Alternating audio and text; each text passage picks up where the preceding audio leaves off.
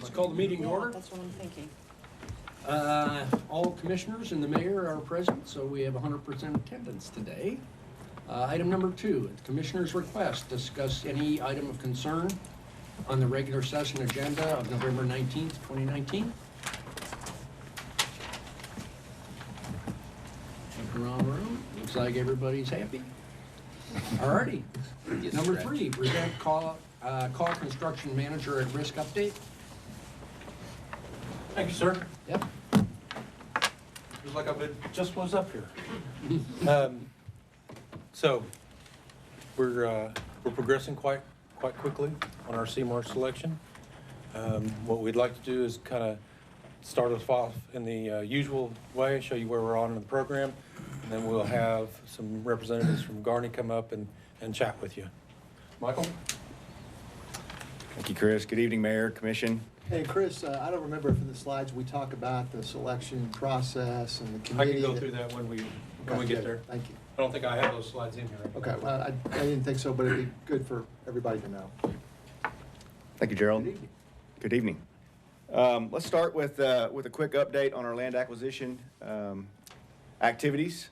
We were just here 2 weeks ago. Hasn't been a whole lot of change, but these numbers are still very impressive. As you can see, 100% of the NOIs have been delivered. 217 of the 230 offer package prepared. 210 of 230 offers delivered, and of the easements accepted, 107 of the 230. And then recall the bridge support, the bridge team support item that we added at our last meeting to identify those have been handed off to the city manager for city coordination. Yeah, let me give a quick update on that too. That's 17 parcels, right? And I think there's multiple owners in there. Yes.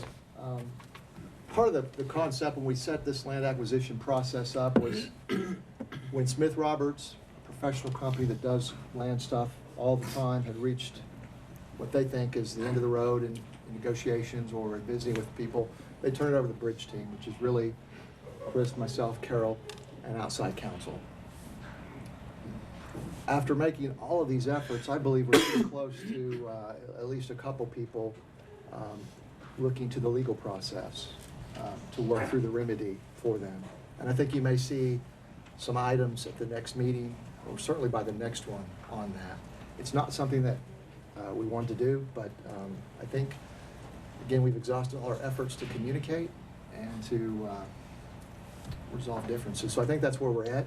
I think there'll probably be some more, but it's a relatively small percentage at this point, which I think is a testament to the process, the people we have involved doing it, and the amount we're paying. I think everybody knows we're paying $120 per rod plus damages. And we're being very generous on those damages too. We're paying for fences and crops and culverts and trees and anything else that people can reasonably justify. And so I feel very good about that. And so anyway, I'll just give you a little update on that because it's the same number it was 2 weeks ago. I think you'll see a way ahead on that soon. It'll be in your court as the bridge team to do what you think is necessary. Thanks for that level of detail, Gerald. Appreciate that. Very familiar, the commission's very familiar with this slide. Just to remind us again where we're at in the program. The program is broken up into 3 phases. And I won't go into detail on where we've been and where we're going, but did want to draw your attention to the fact that we are celebrating a CMAR selection this evening, which we're very pleased with, very glad that the city staff has moved forward with a decision. We are also very familiar with the construction contractor that the staff have selected. Well, I just want to be clear too, the commission will make the ultimate selection. That's correct. So we still got a process to go through, and I think Yep. Garney folks know that, and they're going to talk to you, and then potentially, depending on where we're at, we'll get you the information you need, and Thank you, hopefully bring Gerald. it to a decision soon. Thank you, Gerald, for that level of detail. And we look forward to working with that contractor in the event that the commission does move forward with the city staff's recommendation.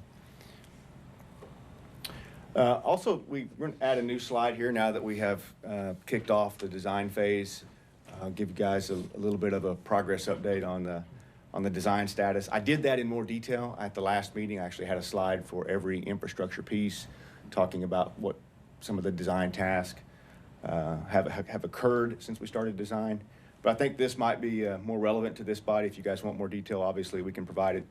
But we have progressed to about 35% complete on the intake, the water treatment plant, and the Chestnut water main. And we are at or near 40% complete on most of the pipeline segments as we speak. So lots of good progress since our design amendment was recently approved.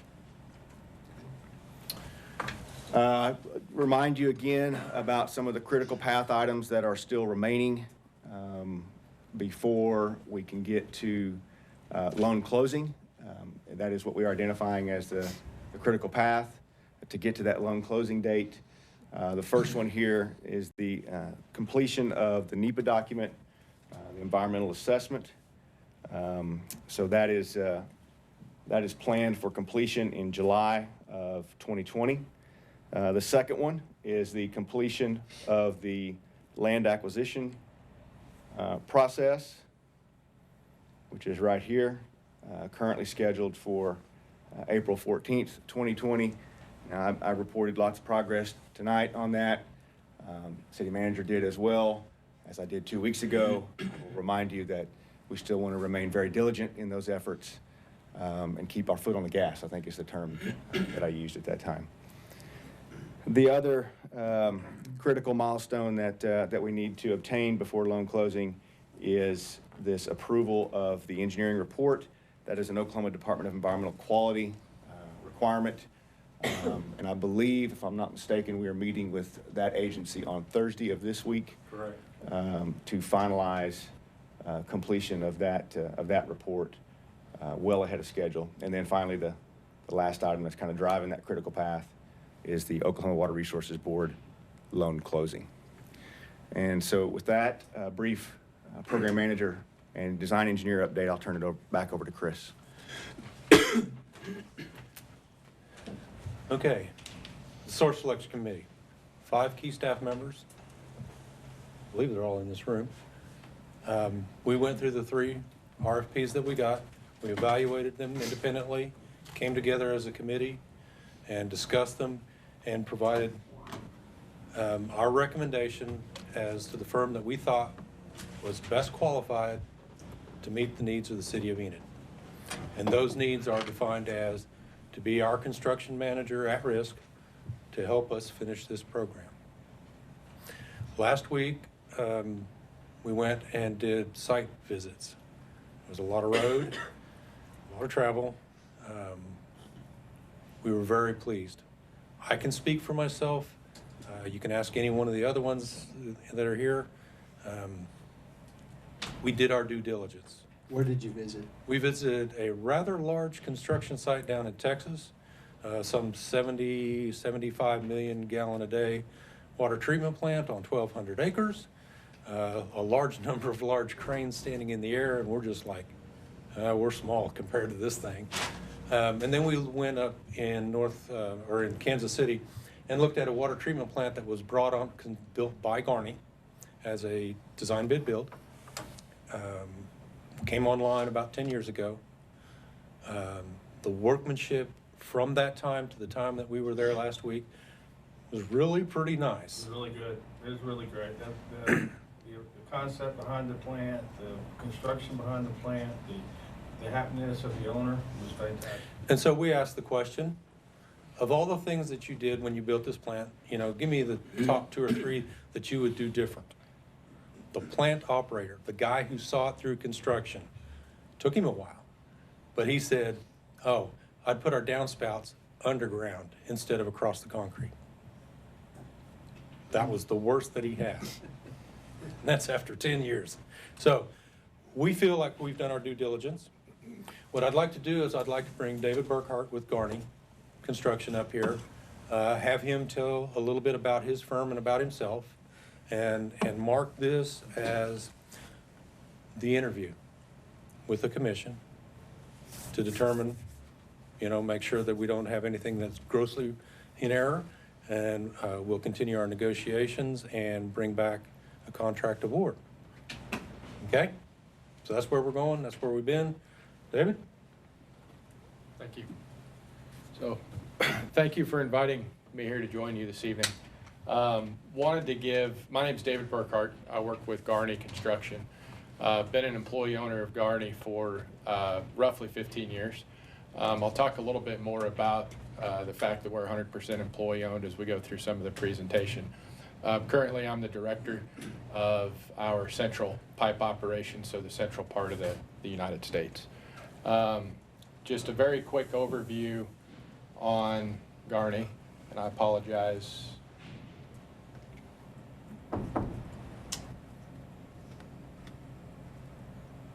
Okay, a little bit of a technical issue with the slide there, but Garney we're a nationwide contractor. Currently, we have 19 offices across the country. We've been in business 58 years, solely as a water and wastewater contractor. That is our business, that's what we do. We complete projects from the West Coast to the East Coast, north to south. Currently, the slide that's up addresses CMAR projects specifically. Across the country, we have assisted 23 clients with their first ever CMAR project. See if my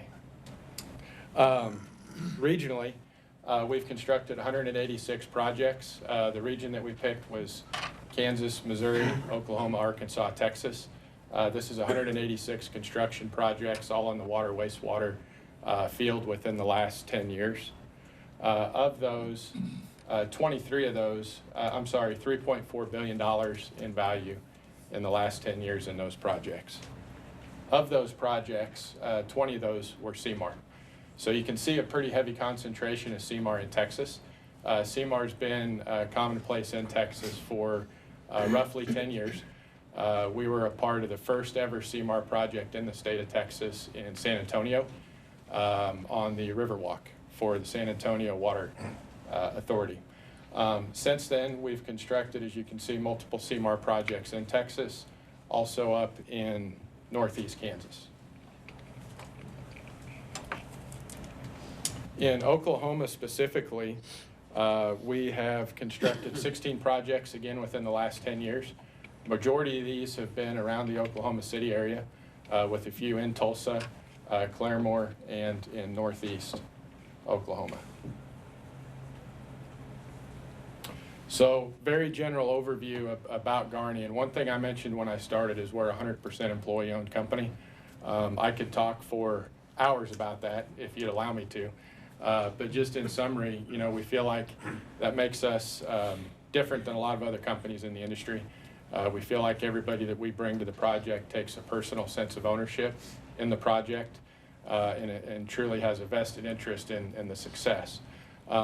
Secondly, is our desire to have repeat clients, long-term customers. We do numerous projects for owners, and how we mark success at the completion of a project is we ask the owner, would you invite us back to build another project for you? That's one way that we measure that, and we do our part to make sure that answer's always yes. Wanted to also give just a very little bit of information about the construction manager at risk process, and just talk to this slide just a little bit. So this particular slide's from the Water Design Build Council. Garney is a member of the Water Design Build Council. They're heavily focused on CMAR and CMAR delivery.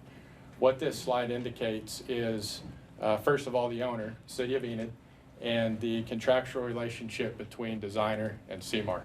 What the dotted line between the designer and CMAR firm indicates is collaboration. Collaboration is critical in these projects to get the CMAR and designer working together to provide the best benefit to the city, maximum value to the city, by providing constructability reviews, cost estimates, insight into the marketplace, to help monitor new technologies in the market, and to bring those contractors, those vendors, those suppliers into the project to deliver the best results possible. So we look forward to collaborating with Michael and his team and others at the city, and look forward to the opportunity. We also have a video at the end to talk just a little bit more about Garney and our history and what we're about.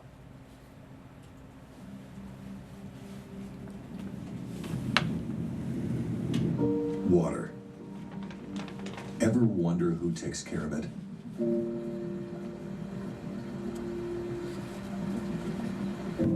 Getting it from one place to another.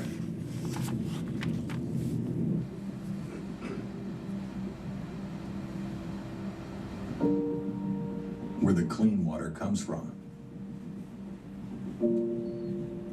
Where it goes after you use it.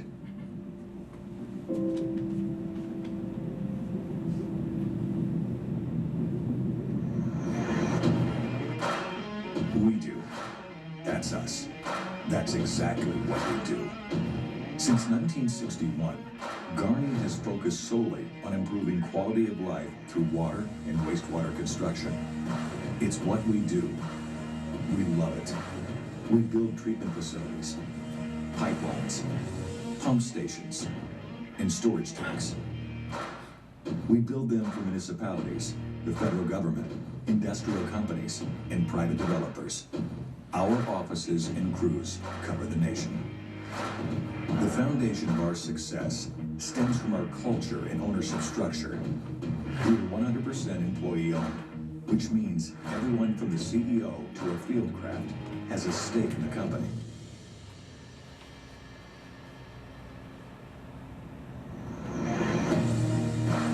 Since we are all owners, we all care about the build, making sure every last bolt is tightened. At Garney, we consider our crews the engine of our company. The workers in the field grinding it out day after day because they love it. We pride ourselves on being a self-performing contractor. This allows us to better control safety, quality, schedule, and cost for our customers.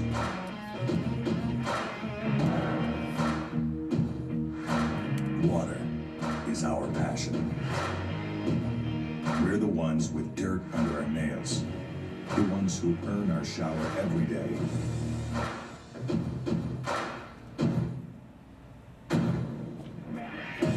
We're the ones behind the scenes building the work. We are a water, wastewater contractor. It's not glamorous, but we understand its importance.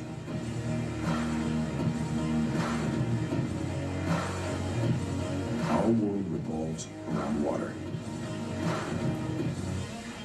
Let us take care of it.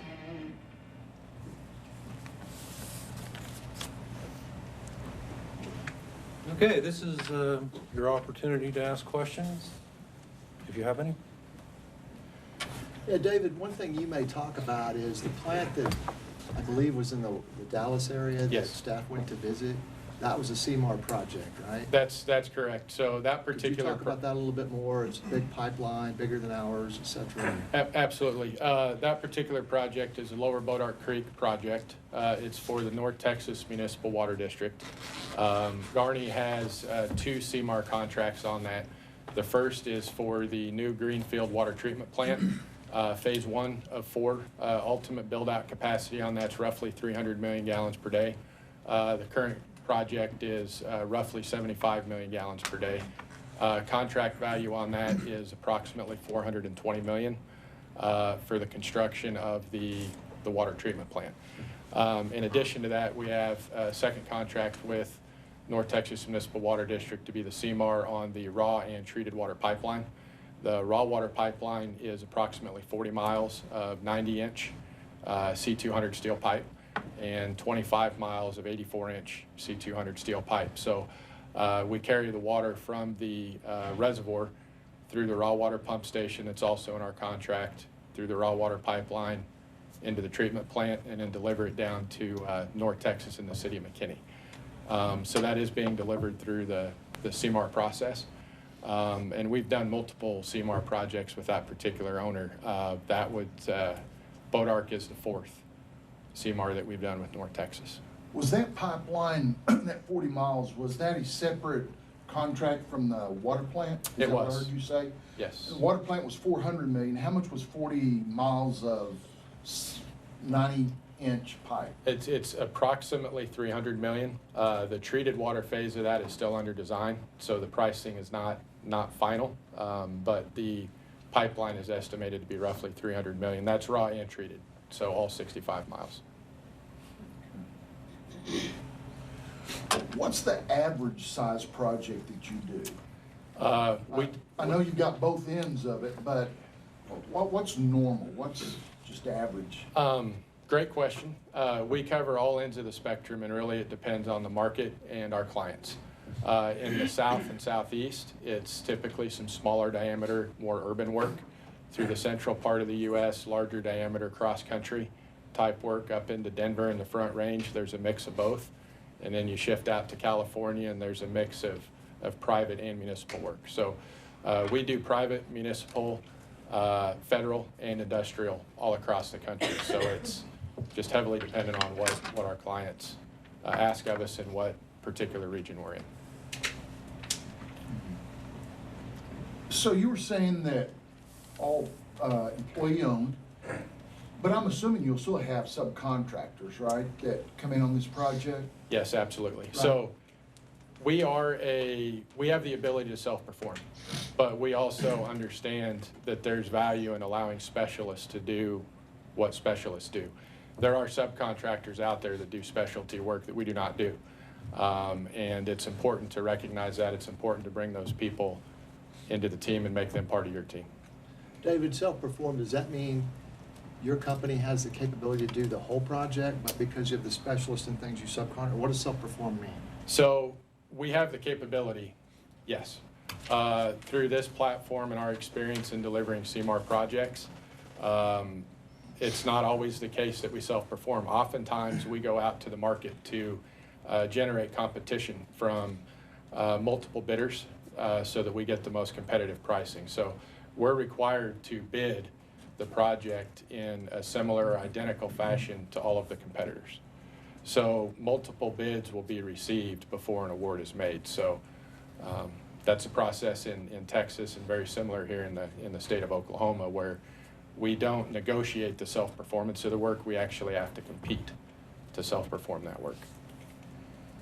So I'm sorry. Go ahead, David. Were this projects being divided up into like 11 projects? Yes. Or well, it wouldn't be phases, it'd be 11 projects. How do you see that?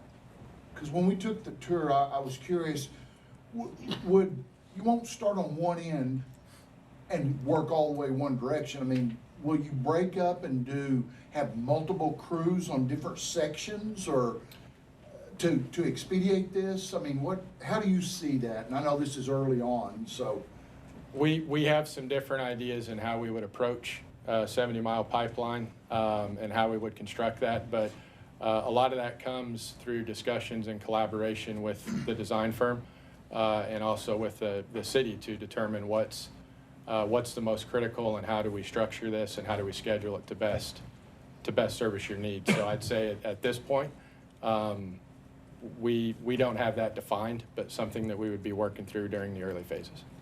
But I kind of thought they were working their way from Ponca toward this way. So, I mean, it would be, you can't start in 5 different places at once. So, I mean, it Well, kind you of could sub get out. 5 different crews.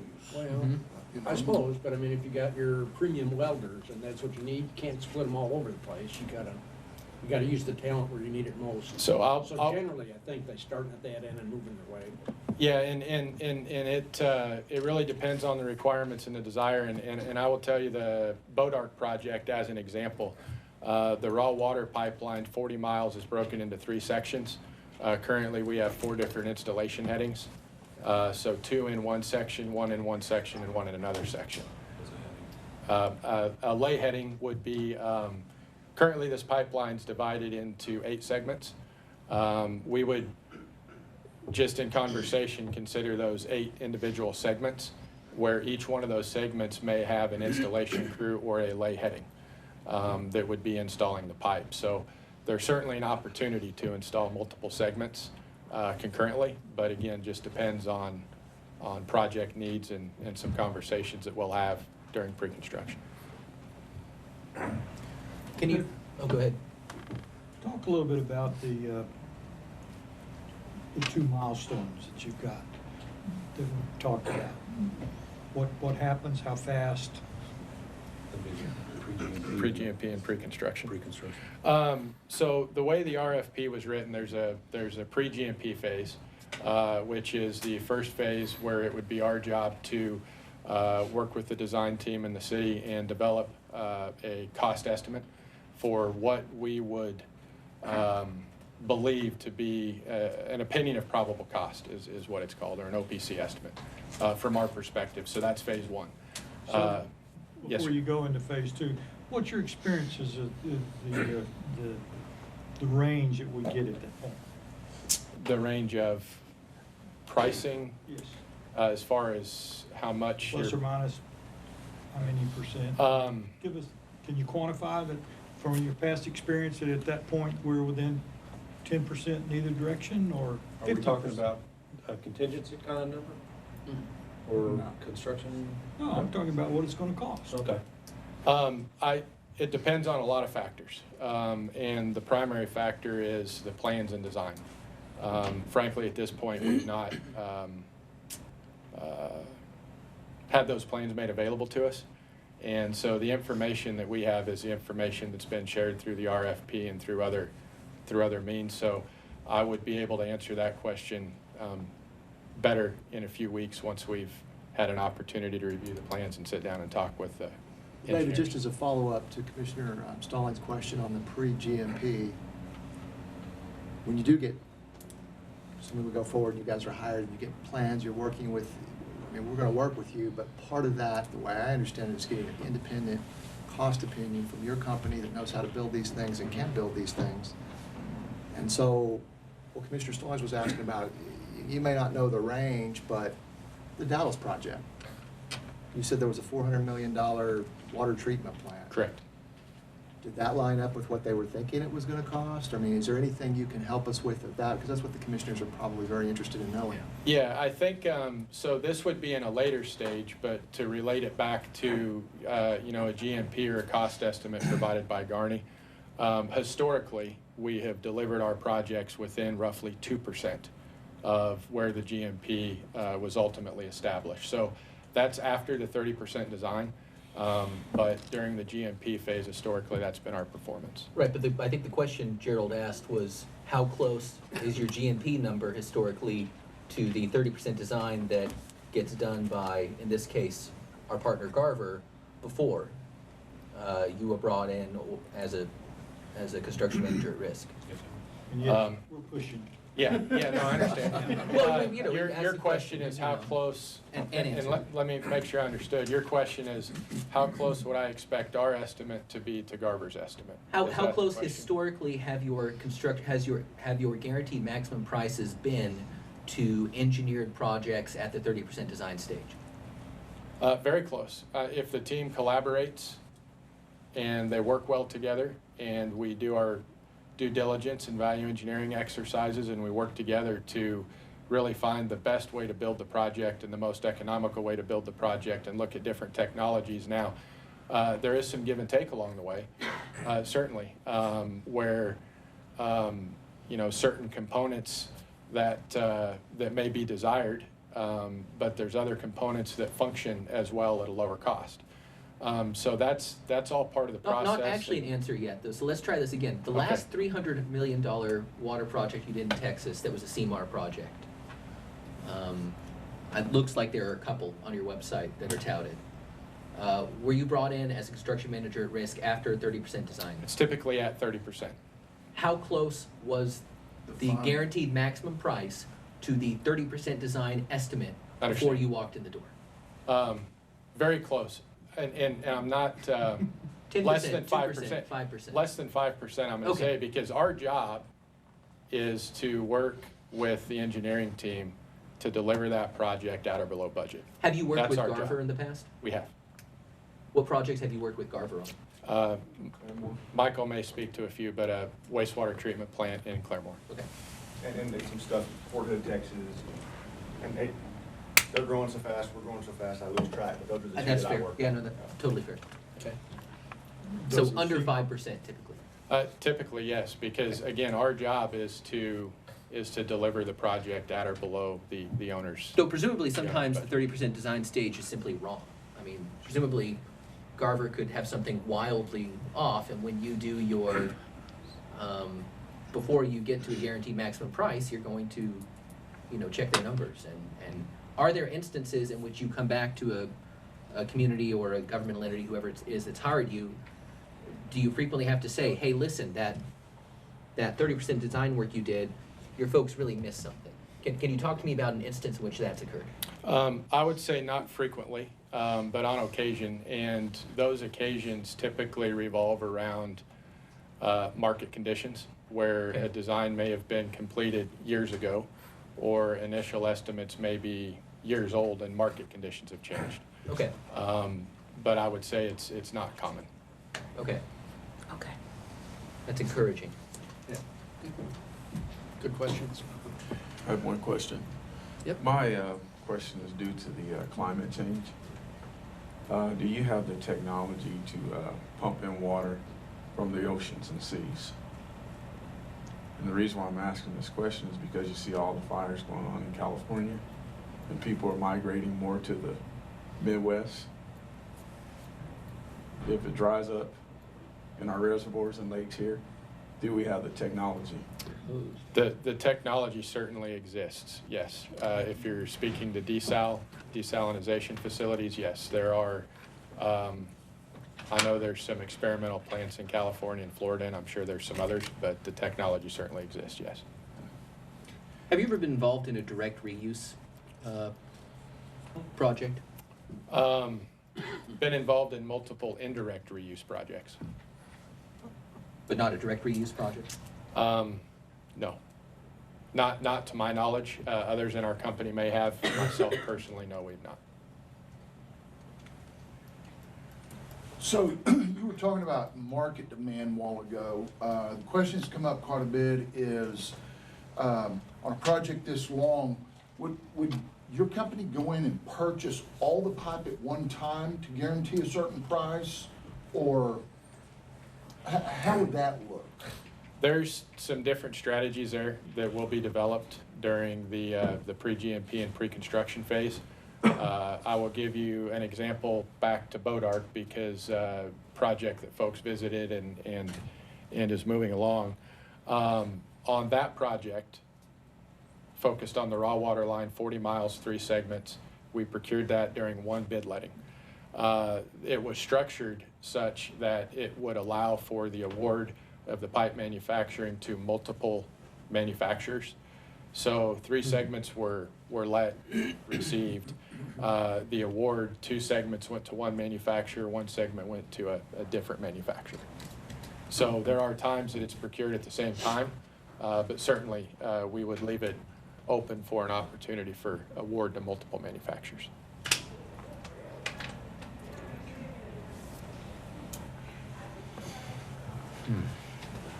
Okay. Thank you. Anything else? Okay, Good. thank you. Do you know when you're thinking about bringing the selections down for approval? Well, it depends on, we probably need to ask as a follow-up to that item, what other information do you believe that you need to see as the team's working on negotiations for amount to bring to you, to give you, to help you make a decision going forward? Is there something else? I'd like to see some list of, say, the last dozen projects, even 10 projects within, plus or minus, well, say between $200 and $500 million projects. Okay. I want to know, That Garney's done? yeah, that they've been involved with. I presume that damn near all of them are going to be, Expensive. well, no, subject to, well, that's true. Subject to some amount of open records requests, and I want to know what these other communities paid them. I want to know what the 30% design numbers were at. I mean, I just sitting here on Google can pull up 3 or 4, and I'm looking at the, you know, the Bodark Lake update presentation from June of this year, and I see their GMP for the first chunk of the CMAR there, and I'm looking at, you know, the budget allocation for what they pay them and all that, and presumably that we could go see a few examples, and if we're gonna be negotiating on price, I'm interested in what other people have paid. And also how close, really interested in how close that guaranteed maximum price has been to the actual 30% design estimate that these other communities have had. Not that I don't trust them, but I'd like to see that on a nice simple table, 30% guaranteed maximum price, what their percentage fee was on, I don't know, 8, 10, 12 projects. I'm sure we can come up with that information. They showed I'm the sure we slide. can. David, I think you showed a slide where you had 34 projects or something, $3.4 billion worth of stuff. Yeah. Mm-hmm. So there should be no problem with a dozen projects. Probably a lot of, I think, were all those CMAR projects that you were showing on there? Not all of them. Okay. Well, get what you can. That would be interesting and instructive. Did any of those prices come in under what the engineers had estimated? That's never happened. The history of waterfront. History Never of all happened. of mankind. They pocketed the difference. What is is there an incentive, and I should remember this, is there incentive built into these CMAR agreements for them to come in under budget? They come in so much underneath, do they get some piece of it? Is that how these are structured? I think we've talked about some of that, but I don't know, maybe Chris and Michael, you may want to visit about that some more. Okay, the question is basically, when we let a contract with the CMAR, there are a number of ways to structure that contract, and we have as much flexibility as we want. One of the ways that we have talked with the folks over in Tulsa as we develop this contract is if we can find if we set aside a contingency amount, and in the contract, at a reduced fee for the CMAR activities, we agree that any of the unspent amount will be split in half. Mm-hmm. I think most of what the projects that I've talked with David has been that they just go, well, unspent contingency belongs to the owner. The one does provide an incentive to keep that unspent contingency. That's what I'm liking. It also looks like there have been some instances in which there have been tiered fees based on the size of the guaranteed maximum price. Have you had any of those discussions? Looked at one example where if it came in between A and B, it would be 6% of the total, between B and C, 5%, between C and D, 4%. We've not necessarily had that kind of conversation, for the simple fact that in all practicality for the kind of work that happens around the country, this one's relatively small for what they're doing now. And our budget constraints are really kind of driving us. Because we can't compromise on quality, and we can't compromise on cost. We can compromise a little bit on schedule. Okay. Well, yes, I think obviously we can get that information. So my focus would be working with Chris and Garver and Garney to get that information back to the commission as soon as possible. Yeah, So good. that may mean we have another study session on the 3rd. It's okay. As soon as you get. Let's not rush this one. As soon as I think it's important to get it right, because, as you know, we can call a special meeting anytime you're ready. Our next meetings are December 3rd and 17th, so we would be looking at more information and possibly getting to hiring them if you're comfortable on one of those times. And if it rolls later, then again, to me, one of the values of CMAR that we talked about for taking this delay was to do our very best at locking in the cost as close as we could and trying to find out sooner than we would with the traditional design bid build. And I feel like we're going to get some degree of that with a 30% cost opinion check. And then, of course, at 60%. I was going to ask you, David, as you guys, if you might go back to the microphone just a minute, as you guys develop the GMP, you talked about how your methodology of getting, bids for subcontractors. I'm assuming part of that process is you're getting that to figure out what it's going to be as best you can at 60%, right? Certainly. We have a lot of work in the market, and we base our GMP on a combination of a myriad of factors. Some of it is recent experience on hard bid projects. Some is the cost of any self-perform work. In certain instances, we reach out to get specific pricing on materials, products, things like pipe, things like pumps, things like electrical gear. We will go out to the market and get indicative pricing to help establish the total amount of that GMP. When that GMP is set, whatever the number is, based on your experience, what kind of events would happen? Are there events that could happen that may not be covered in the agreement? I mean, what would change that GMP? Anything or nothing? What's been your experience? Typically, the contracts are structured where if there's a change in scope. An example is, instead of 5 pumps at the raw water pump station, we need 6. That may cause a change to the GMP, but it would be defined as a change in scope. We would hope that would get fleshed out from the 30 to 60% stage as you work and collaborate. You mentioned collaboration was one of the great things. Michael, you mentioned that before. So I would hope that would be rare, but I'm sure it happens. Typically it is. The example I gave is a rarity, and I'm not even sure that we've had that example, but maybe things like surface finishes, parking lots. Is it gravel or asphalt? You know, as scope may grow, scope may change, things may be added, tweaked, there may be a preference from operations to do something different than design. That's typically when those would occur. Thank you. Okay. All right. Yeah. Yeah, I want the right answer too, Ben, but I also don't want to keep them on hold for too long because we're delaying things, so. Well, we presumably, to go to the next part, are going to have to write a rather substantial check and. Right. No, I understand. Yep. So I'm assuming you've bored under rivers before, like the Arkansas. I mean, do you feel very confident about that and able to estimate exactly what that cost is? To me, that seems very difficult, but. It is difficult, it is specialized, it is challenging. Those are the areas where, as I mentioned before, we rely on highly skilled subcontractors. We would reach out to that community. We do not do tunneling, we do not do bores. There are people that is their main focus, their main business. Is it possible? Absolutely. I could give you several examples of long bores and long drills that we've done under the river, various rivers. One in particular was in Texas under Hubbard Creek Reservoir, 3,300 feet of 42-inch HDPE in one drill.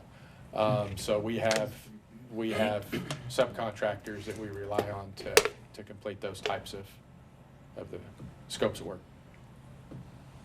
Okay. All right. I'm good. Any other questions? Okay. Thank you. Okay. All right. Item number 4, Advanced Development Quarterly Update by Mike Cooper. Coop got called away. I was in that meeting, so let me give you a quick update on what came out of the BDA meeting. Let me guess, reduce costs, increase mission capability. You've heard this before? Okay, I'll skip that part. And Cooper says it 8 or 10 times every meeting. So. Yeah. Actually, we just discussed the status of several things like airspace compatibility study from the Office of Economic Development Adjustment Grant. That's going to be covered by, it's an $860,000 grant. 86,000 that'll come from the state, the rest is federal. So he talked about that quite a bit. Strategic Military Planning Commission, annual funding, that has gone down some. Was about 1.5 million a year. It's going down to about 850,000. We'll still get our share of that, but the budget is less than it has been in the past. Well, Mayor, I missed the VDA meeting, but the state budget went up. Yeah. Oh, okay. Just wondering. Yes. Well, but everything doesn't go up proportionately, so. Except for the raises. Yeah. We did discuss the privatized dormitory advance. He had some renderings from the manufacturer, the one of the firms in town. So we kind of looked through those and talked through that a little bit. The other thing we did was after we invited the DDA members to go on base for lunch, a mission brief, and then a tour of the base. And I actually had them set on the tour, a chance to go through the enlisted dormitories they're trying to replace it. Just to give people a feel for why do they want to change it. And the rooms are, I mean, they're half the size of a dorm room from the 1950s is about what they're like. So anyway, we had a chance to go through both an individual room and then one of the rooms they called a suite, which was really two rooms together. They don't have too many of those, and typically for the highest ranking enlisted that are living in dorms, so it might be a senior NCO or somebody that's been here for a very long time. Anyway, we got an idea on the living conditions that they're in and the reason that the Air Force would like to upgrade those dorms. So I thought that was meaningful. Yep. Did they make a decision on whether they're going to keep the dormitories on base or off base? No, that decision hasn't been made. Everybody wants to keep it on base. If we do that, we might have to go into congressional scoring unless we can get a waiver for that, and I think that's something that they're working on. Well, the utilities alone. So the utility connections are all there. So basically behind the bowling alley, the location that they're looking at, at lower cost, fit the P4 initiative threshold of how much money, the Air Force would be looking at, saying, hey, okay, we can pallet that. So, if we do a MilCon, you're looking at 24 mil, and they came under 10, so it makes sense to go that direction, so Chief Gudgel from AETC was here recently, so we put the bug in there as well, if you're all tracking state of the base, the 10th of January. Right now we have General Kelly that's coming, that our new ATC commander that can advocate to as well. So our 3-star that's going to be here, boots on ground, to discuss and make sure that we push forward. The end goal, when we were talking about it, is, of course, with Colonel Simmons pressing out, this is one of his lean forwards that he's really been pushing for.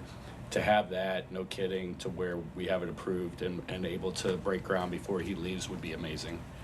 So that's what we've been briefing our airmen to as well. So you're looking at a 92 square foot room that's basically about 30 to 40 square feet short of what the Air Force AFI says. So our Air Force instructions saying here's what a room size should be, and we've been accommodating our airmen with that size.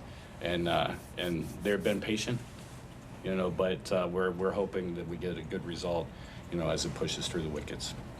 So will they remove the existing and place them somewhere else and then build the new ones, or? So the existing will stay in place while they're building, and then they'll transition over, and then that'll be demoed and utilized for other projects. Okay. And they will utilize the same parking lot, so the parking lot isn't in the actual, into the actual plan, because it's behind the bowling alley. They just park where they're at right now and walk over. Yeah, it's not a ideal location. It's very close to the BX, very close to the commissary. So all the things that the troops need to get to, they don't have to jump in a car, they can walk across the street. Bowling alley is the only place on base that's open more hours than anything else. I mean, the club's open certain hours during certain meals, but not all the time, and certainly not on the weekends. So a lot of times the enlisted folks, if they want to walk over and get a burger, there's one place on base to do it, and it's going to be right next door to their dorm. So it's convenient for them. The scoring issue, Cooper was talking with Undersecretary Henderson a couple of weeks ago, in fact, at the last 2 weeks ago. Anyway, they're trying to figure out how to get by the scoring issue, and they've done it before with the military family housing on bases. So we're hoping we can do that as well. Military's very interested because outdated dorms is not a Vance unique problem. It's a military worldwide problem. So they're looking for solutions to that problem. And if you want to find a solution, you don't find the biggest one possible to start with. What you do is you find a Vance size one, figure out how to do it, and then work your way up from there. So we've got a lot of people in a lot of big places that are willing to help us with this one. So Cool. makes sense to do it. Encouraging. So And this is a first. yeah, So, How many rooms are we talking? 100. And what's our rough timeline, rough order? 18 months build, looking at quads, so, with the shared kitchen and everything else, 100 and I think 70 square foot per room. That includes shower, walk-in closet, the whole nine. So our airmen are excited, just because, the willingness to help. Yeah. Because they've been happy where they're at, they salute smartly and stay where they stay, but this Don't have a would lot be of a choice, great, but yeah. But this would be great, for all the way Options. across. And no kidding, what could impact big Air Force to where other people will follow suit. Yeah. The days of all you need is room for your foot locker, those days are gone. So, need a little more room than that. Okay, anyway, that was good. Some of the other things that we did on the tour, we got the mission brief, went through the dorms. We also got a chance to go through, you probably recall previous discussions about a temporary building that put out there because we don't have the ops complex. So we got a chance to go through that facility, see how it's utilized. The 33rd is housed there. They actually have some small simulators that people are using. Some of the students, before they even start class, are over there working in simulators, trying to get down the instruction, figure out how to do things. They got little mentors that are helping them. And the idea is, let's increase the success rate. Anybody we get washes out, that's one we lost out of the pipeline. So we want to try and make everybody successful. But if they can't fly safely, they can't fly safely. So let's find that out as early in the process as we can and move on. So I think it was a really worthwhile trip out at the base. Got to get a lot of the updates. Discuss the Enid Woodring Regional Airport radar update. What they want to do is have a system similar to or tied to the system that's on the base. Since we're having so many military airplanes that are landing at Woodring, what they wanted to do is have the same kind of stuff in the control tower out at Woodring as they have at Vance. Well, that upgrade's about $1.4 million, so it's a project that we're looking at trying to do. As I thought it would be. Yeah. Yeah. So anyway, but that all makes sense. Would they have to repair and sustain it to the same supply channels as they'd have to do on base? Probably, and they had built in about, I think, $25,000 a year is what they figured maintenance would be. So that'd be, yeah. I think we're also running down some costs on that Yeah. to check that. I know Yeah. Indra's. The tower at the base only took 30 years to build. Yeah, we're not building a new tower. The shrine to who? Yeah. There's definitely an advantage to using COTS materials as opposed to using Yeah. commercial off-the-shelf materials as opposed to using some of the other systems. Right. Yeah. Yeah. The last thing that we did, or one of the things that we did during the meeting, we decided that it would be good to, let's name our top 3 things we want VDA to be working on. So we're not, we don't want to have 25 things that we're working on and not really getting anything done on any of them. So there was a motion made and seconded and passed by a majority of the, actually unanimous vote. The top 3 priorities that we're working on in VDA involve water from the city, which also helps the base, the dorm project, and the radar project that I just talked about. So that doesn't mean they won't bring anything else forward, but it means we're trying to devote our attention to the 3 things that we think are the important things right now. So that's kind of the update on what happened with that. Any questions? All right. Item number 5, discuss water storm plan.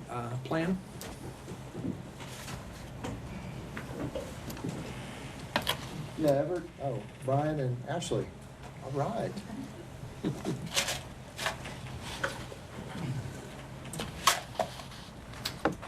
Good evening, Commissioners. Commissioner Allen, always good to see classmates. The Stormwater Roadway Maintenance Department handles the snow and ice removal here within the city limits of Enid. This is kind of a overview of what the Public Works side does in order to assure the safety of the citizens in this town during this inclement weather. So that's if you want to. Oh, sure. The public safety is a priority for everybody here in the city of Enid, and that is our top priority. To ensure the public safety is met, cleanup efforts around the police station, fire stations, and hospitals will be a priority. This is when the Public Works, Parks and Recreation Department will come in. They will help out with clearing out the parking lots, making sure all of our emergency services have adequate ways to get out, at least to the traveling streets. Okay, Ashley. Stormwater roadway maintenance will handle the storm issues in the house, but the event that we need assistance, Park Recreations will handle all parking cleanup and some sidewalk cleanups efforts. Okay. This is kind of a graphic of having fun here of what snow is white. No idea what purple is, and I don't know that meteorologists do either. But anyway, this is kind of just what kind of what goes on. 1 to 3 inches snow accumulation, light glaze of ice, we try to handle in-house within the Stormwater Roadway Maintenance Department. Now, don't get me wrong, 1 to 3 inches of snow with a 20, 30 mile an hour wind, you're looking at foot and a half snow drifts. Yeah. Majorly, mostly on your east and west roadways where as the wind's most generally out of the north. So your east and west streets will accumulate a lot faster than your north and south streets will. Okay. 3 to 6 inches of snow, lot to moderate ice. This is phase 2. This is where we start incorporating all the departments within the public works. This being your stormwater, roadway maintenance, parks, recreation, tech services, and fleet management will also be involved. Okay. 6 inches of snow, high winds, moderate to severe ice accumulations, all three At phase 3, all equipment operators are needed. This will incorporate pretty much everybody in the public works.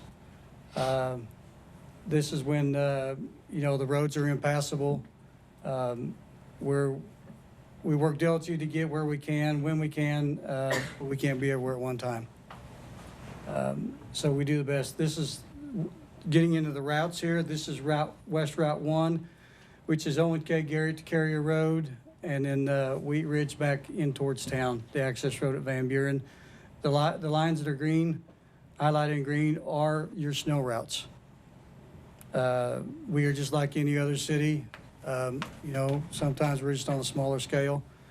If you look off to the right where the schools and compasses of schools, the hills, the major hills, hospitals, administration buildings, collector streets to and from onto the major arteries. Okay, and then West Route 2 just incorporates Van Buren back towards Garland, and it's the northern Garrett up to Vance Air Force Base, which includes the south end from Garrett south. Same scenario, schools, hospitals, things of those nature are always also listed in there. Okay, East Route 1, east side has a lot of hills and bridges. Not too many major arteries other than 10th and 16th, 4th. But you'll notice on the right side of there's a lot of collector streets to it and hills, and then schools too. So East 2, same scenario, a lot of hills, a lot of collector streets, bridges. Everyone knows that bridges, being no ground surface below them, they're going to freeze over the quickest and be the most dangerous. Everybody knows that black ice is black ice. It's not there until you're there. Okay, Ashley. Downtown, this is probably this is the largest route we have. Downtown incorporates Van Buren on Broadway, Main, and Randolph, from Van Buren all the way to 30th Street. And then downtown's incorporated as, generally we go from Elm to Oklahoma, and from Washington to 2nd, we've advanced it out to Adams this year. Now from Van Buren to Adams, when they go to moving the snow, they'll move the snow out to the right, out to the curb lines. When they get to Adams to 2nd, everything downtown will be rolled up to the middle of the roadway, and then we usually, as soon as they roll it up, we try to pick it up and haul it off at night. As soon as it's rolled up, we will not roll it up during the daytime unless there's no traffic, and it's just a dire thing to be done. So that, like I said, this is probably one of the biggest routes we have. This is the most time-consuming route. You have several schools in there, with Longfellow, Northwestern, McKinley, NOC, the colleges. So this is one of the biggest ones we have. Okay, Ashley. The winter storm maps. This is generally what the department likes to do, is salt and sand all major intersections approximately 100 feet from the intersection per snow removal routes. Spot areas between intersections. Let's take Chestnut, for instance. You're going west on Chestnut out of the service center. You know, you would spot there at Lincoln, you would spot at Johnson, you'd Grant, keep going around. Let the traffic move the salt and sand material around for us. It's a big, big asset. Salt, sand at railroad crossings, generally stay 50 feet away because the salt will trip the sensors and bring down the crossing guard gates. And this has happened numerous times. Then you got to call, police department's got to call Burlington Northern, Union Pacific and say, hey, your gates are down, and you know, then there's another issue. We try to cover all schools between 5 a.m. and 7 a.m. Also cover the crosswalks around the schools. Now, if school has been canceled for that day, that's kind of a benefit for us, so we can start moving on to different areas, and we'll pick up schools the next morning. Hospitals between 5 and 7, that's pretty much a gimme there because the hospital is not going to shut down for a winter storm. The downtown area, we salt only. Like I said, Maple to Oklahoma, 2nd to Adams. The Parks Department will handle administration buildings, all 5 fire stations, police department, alley, and parking lot. And the Willow Underpass, for those of you not familiar with the Willow Underpass, is there between 4th and 10th. And we have pumps in there that pump water because the water table's so high. So we use sand or salt only there because the salt will get in there and will damage the pumps.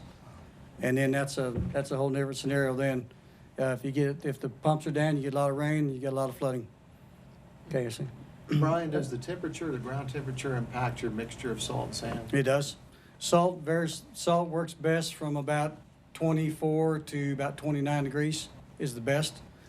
With the combination of sand, you know, a lot of times the sand is warm in the shed that we keep it in. Of course, the shed is enclosed, and there is some warmth to it. The biggest asset we have is traffic. When they pull up the stop signs or stop lights or whatever, you know, you have the heat off the tires, you have the transmission, the motor, that's all generating heat, which helps. One of the biggest downfalls that we have, unfortunately, is car washes, because people like to wash their cars in the middle of winter. Then they pull out on the street and it's ice. There you go. People that don't turn their sprinklers off either, so. Yeah, sprinklers are another big issue. If it's too cold, then do we just use sand, or do we still use? We do in some cases. Sand is about as effective as you can get because of the traction. And then getting back to the east side, these are the collector streets up the major arteries, 20th, 4th, Monroe, all sides on Garrett and Van Buren, Oklahoma, and then of course the west side. Now do note that, you know, Van Buren and Garrett and let's see, East Willow from 4th to 30th, and 30th from Willow South to 412 is all ODOT, and that would be their responsibility. Now, a lot of times when ODOT takes off down Van Buren and Garrett, we will come back behind them and open up some of the intersections. But you get an ODOT snowplow, and they say, well, let's go follow him. Well, he could be going to Oklahoma City, as far as we know, with a plow, you know. So that's why we like to energize, you know, that within the city limits. Okay, I see. The City of Enid Stormwater Roadway Maintenance Department would like to remind you that during inclement weather, if you can avoid, please don't. If you don't have to get out, don't get out. I mean, if the Enid Police Department deems that it's unnecessary, the Oklahoma Highway Patrol, Sheriff's Department, whomever deems that it's just not necessary to get out, they just don't get out. We understand that you do have to get out. And if you do have to get out, take your precautions. You know, make sure you have a flashlight, you have a phone charger, a blanket, some bottles of water, things of this nature, because you could slide off in a ditch here in town and you could be there for a little bit. You know, and that helps us also with less traffic with our cleanup efforts too. Any questions, comments, concerns? Just out of curiosity, explain to me why the salt sets off the sensors on the road. That's a Burlington Northern question, and I have not ever, the Good luck 34 getting an answer years, from the them. 34 years I've been here, I have no answer to that. Everett? No, we've just always been told it happened. And it has happened. So stay away. Not to mention that we only have, I think it's up to 25 feet, and the rest is the railroad's responsibility, so we don't have a right-of-way within that dimension. Just kind of give everybody a little update. We have 3 snow plows, we have 4 graders, we have 3 salt and sand spreaders, we have 2 salt dog spreaders, which are just going the 1-ton trucks that are really great downtown, admin building, police, fire. You know, we don't have to get in high traffic areas with them and things of this nature. So the equipment's there. We do the job that's handed to us.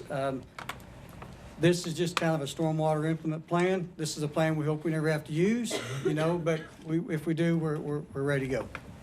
Okay? Brian, just one thing you might mention, I think from time to time we get calls from businesses about parking lots. Correct? We don't do business We parking. don't do parking lots. We don't do any private property.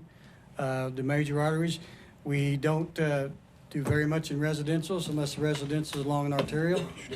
Like I stated earlier, we're just like any other city. You know, Enid's just on a smaller scale from Oklahoma City, Tulsa, and a larger scale in other towns, you know. And it's something that has to be done. We do go to, once Public Works Director Everett Glenn demeaned that we need to go to 12-hour shifts, we would go from 8 a.m. to 8 p.m. and 8 p.m. to 8 a.m. On 24-hour shifts until City Manager Gilbert or Everett deems, okay, we're caught up enough now, let's go back to our regular duty shift. There've already been some cold events that I think you at least had people on standby. Correct. So while we're nice and warm at home, your folks are out preparing or on call to prepare, Correct. even if they're not on the 24-hour shift or 12-hour shift. We have somebody that's on standby 24 hours a day, 365, just like all the other departments. But in the 12-hour shifts, you know, they're broken down into departments. Us handling what's in-house we can. If it gets to the magnitude that we can't, then we open it up. All other departments, they could be on the night shift. They could be on the day shift, either one. But all in all, it works as a real good group together. We know what the task is in hand. We just ask that you give us the time to do the task. So. Do you coordinate any of your efforts with North Enid? No, sir, we do not. North Enid it's pretty much its own entity. And they handle what they have. Most of theirs is handled by ODOT anyway. North 4th. So North 4th Street going all the way down to Willow? Sir? Going down to Willow? Part of that is North Enid and part of it is Enid. Okay. Right. It splits like right after that abandoned parking lot. Yeah, so. Okay, are there any other questions? Do you do the airport? No, sir. Okay. They have And it's their own. because it's in the county? We do Gentry Drive out there. Okay. But as far as getting out into the airport, no, sir. The airport does have some I think plow they equipment have, that they yeah. can, That's what I thought. their staff does whatever they deem necessary. Okay. Or if it's bad enough, they'll close the airport. Right. I think the plow that they have, we can't even fit in some of our streets. Yeah. It's pretty large, so. Okay. And we Okay, are open to work with other departments. Brian's got a really good relationship, we all do, with all the other departments, and with the fire department. If there's an emergency, and they need to get down a road and they can't get there, we're there to get them through, so we do work closely with everybody else. okay. Any more questions? All right, thank you for your assistance, cooperation. Everybody have a good evening. Thank you. Okay, that's all I got for now, so we'll adjourn and meet upstairs at 6:30. Of all the classes, dead or alive, there's never been a class like 75.